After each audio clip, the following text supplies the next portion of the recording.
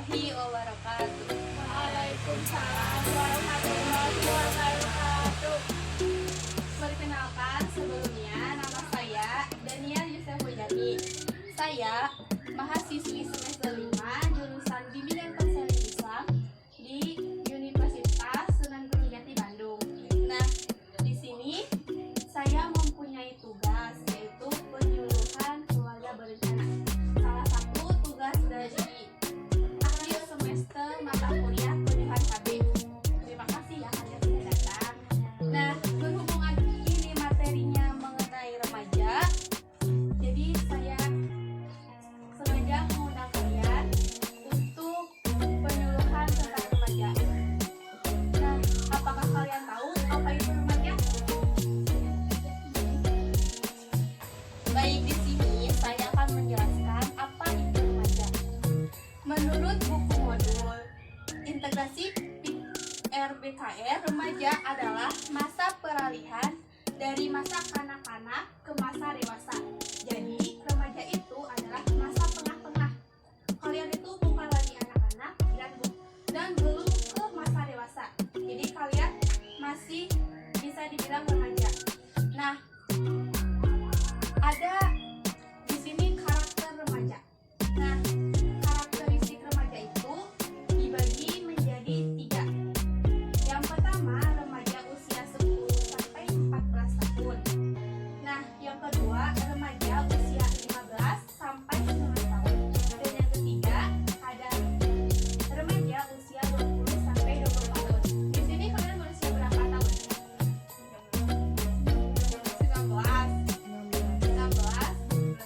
19, bukanlah, berarti itu udah masuk ke dewasa.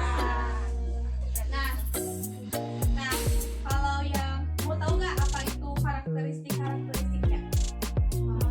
Nah, remaja usia 10 sampai 14 tahun itu memiliki 3 karakteristik. Yang pertama, karakteristik secara fisik. Yang kedua, karakteristik secara emosional. Dan yang ketiga, karakteristik secara sosial. Nah, bisa dilihat ya di sini. Karakteristik yang pertama yaitu secara fisik. Masa pubertas remaja perempuan dan remaja laki-laki mulai adaptasi dan menerima atas perubahan fisik yang terjadi.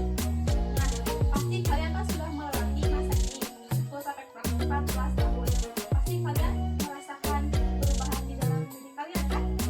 Nah, itu yang disebut karakteristik secara fisik. Nah, yang kedua, ada perubahan fisik tersebut, remaja harus mulai untuk menjaga kebersihan tubuhnya.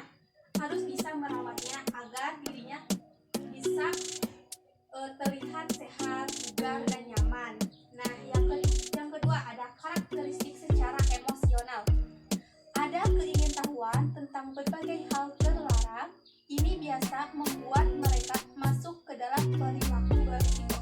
Apakah kalian tahu? Iya. Nah, misalkan kalau bahasa sekarang tuh cycle ya, kalau nggak salah circle gitu.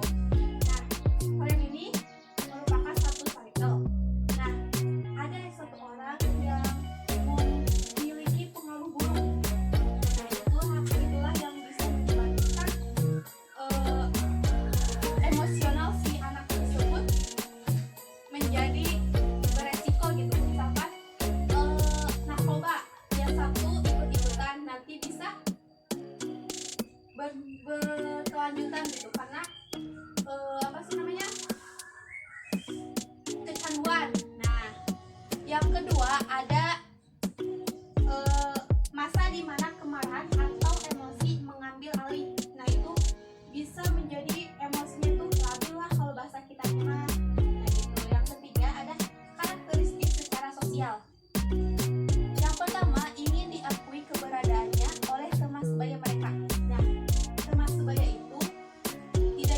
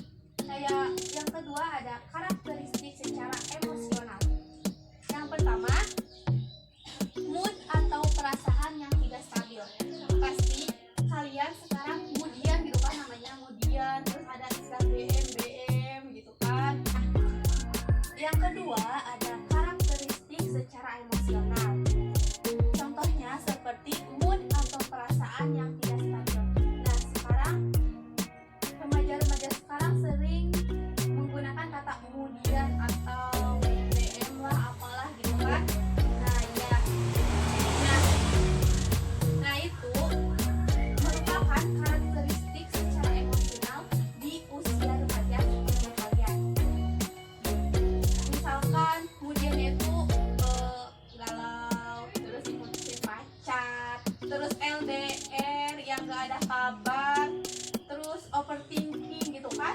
Nah kalau yang buat jomblo ya maaf. Terus nyindir ya Maya. enggak. Terus yang kedua, keberadaannya ingin dianggap, misalkan di keluarga, ingin diakui atau ingin dianggap bahwa kami tuh ada di sini gitu. Yang ketiga, mulai tidak bisa diatur, menyukai hal-hal yang berhubungan dengan kebebasan. Nah, kalian merasakan itu atau tidak?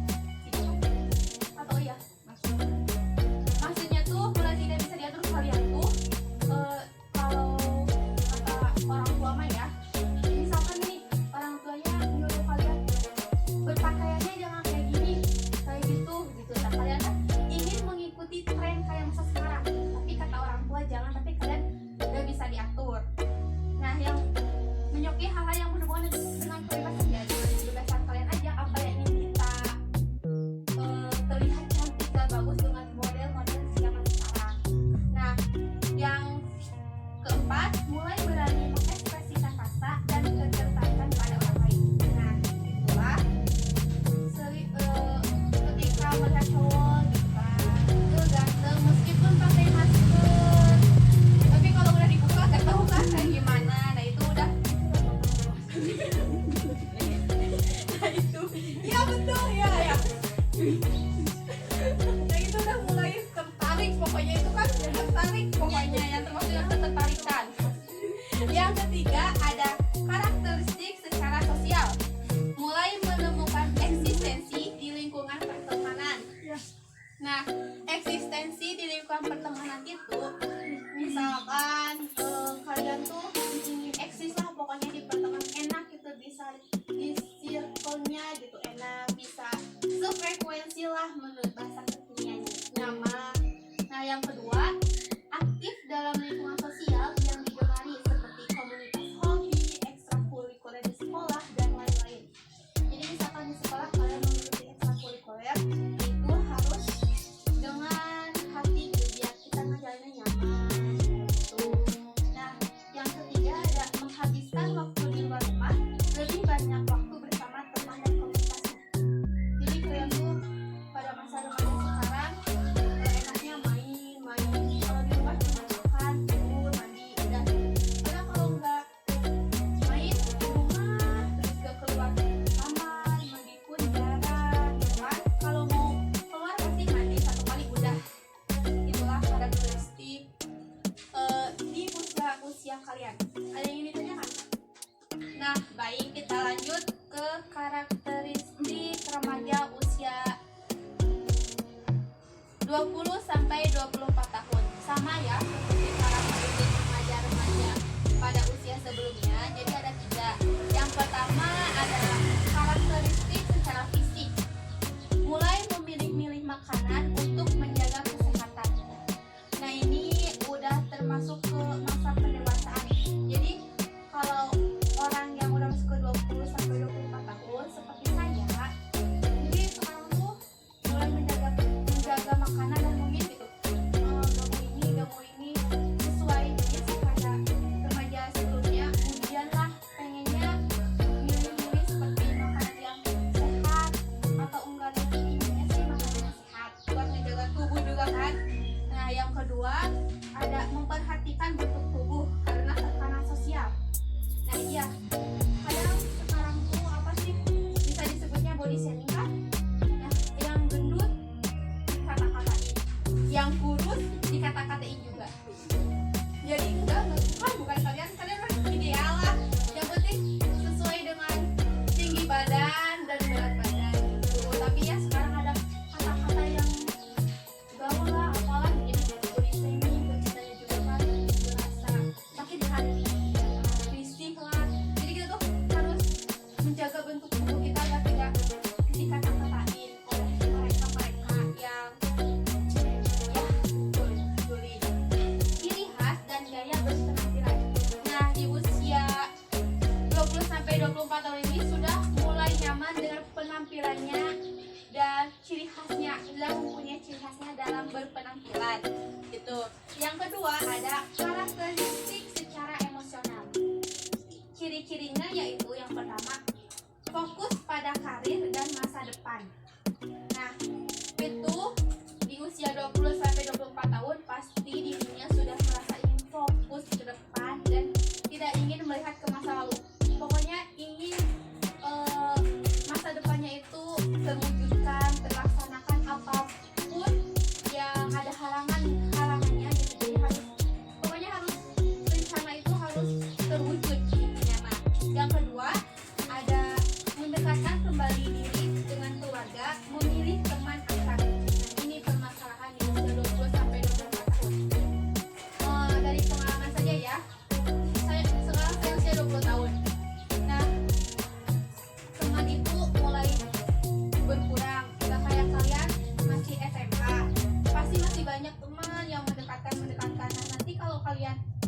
udah mulai keluar dari sekolah itu pasti kehilangan lah teman itu kayak gimana gitu kan.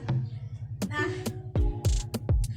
jadi dirinya itu lebih mendekatkan diri ke keluarga gitu, nggak mementingkan lagi teman. Selanjutnya ada berpikir tentang perencanaan keluarga.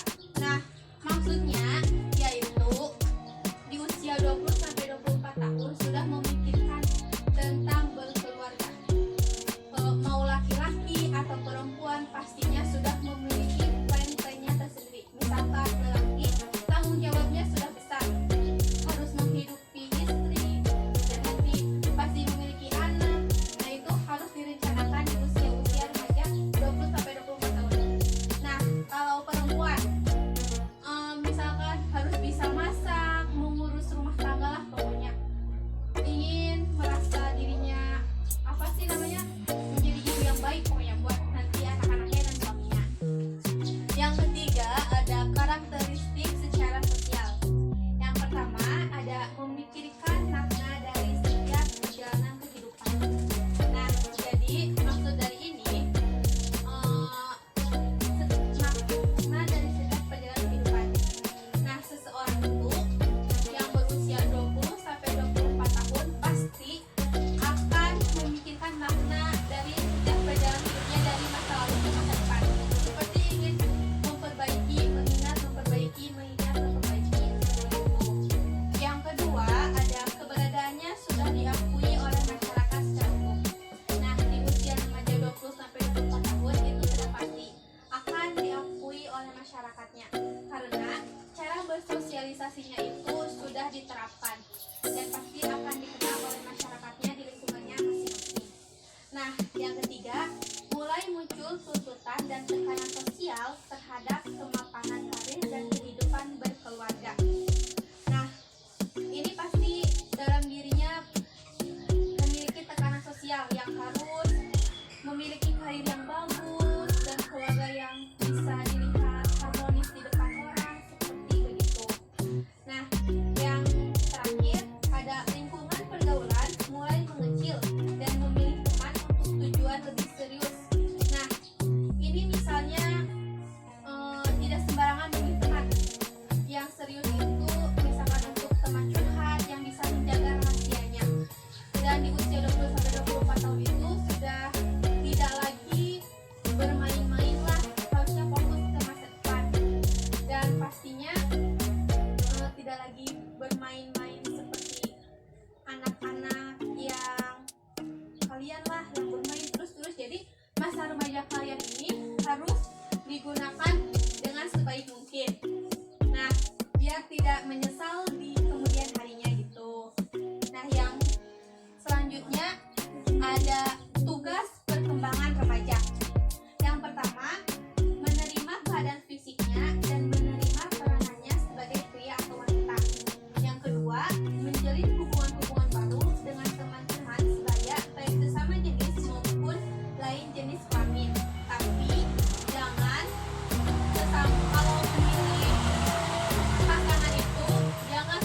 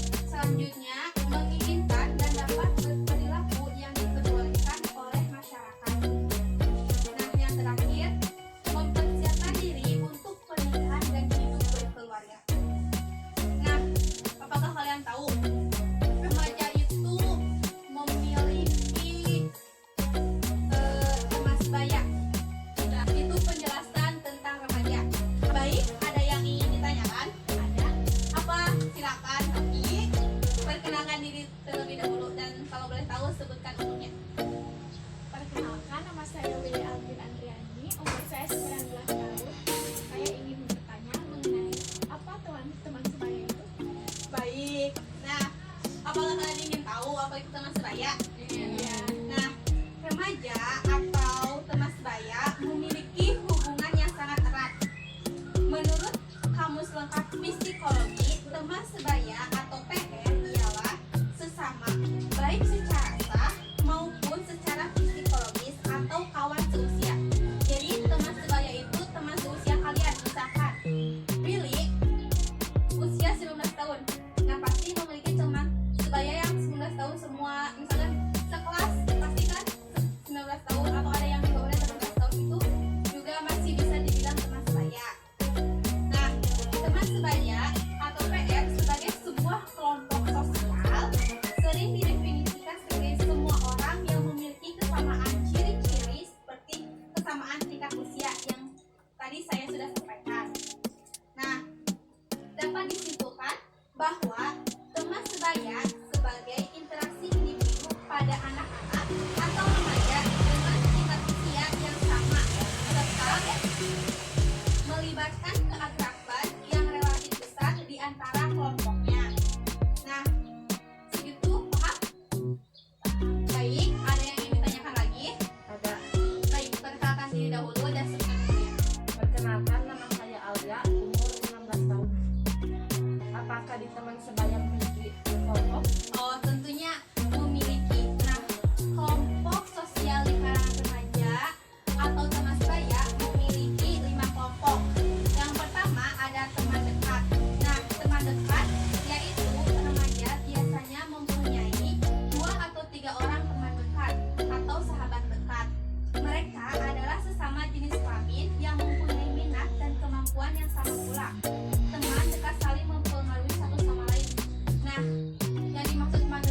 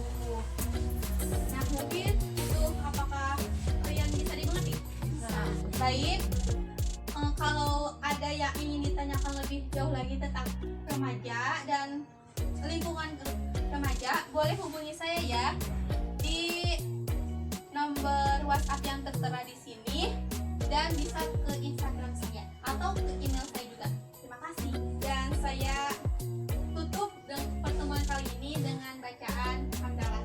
Alhamdulillah. Terima kasih ya. Wassalamualaikum warahmatullahi wabarakatuh.